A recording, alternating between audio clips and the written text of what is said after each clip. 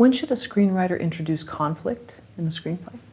I think conflict needs to emerge organically at first. Oftentimes when I'm brainstorming, writing a script, I try to avoid actually thinking about like the classic sort of markers of structure that we think of, whether it's 3-act or 5-act or the story circle or Save the Cat, any of those things.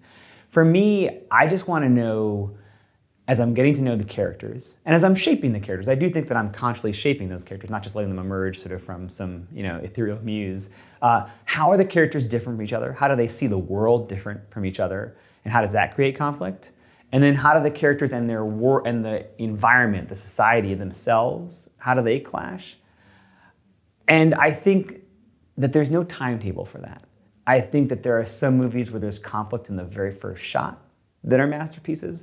And there are some where, if we're going to use a classic definition of conflict, we're 20 minutes in before we realize what the conflict is. I definitely don't believe in any sort of timing formula. What I do think is you can feel artificially forced conflict. Oh, I just needed to have these two oppose each other in this scene or that sort of thing. For me, I'm just much more interested in asking, what is the journey the character's on?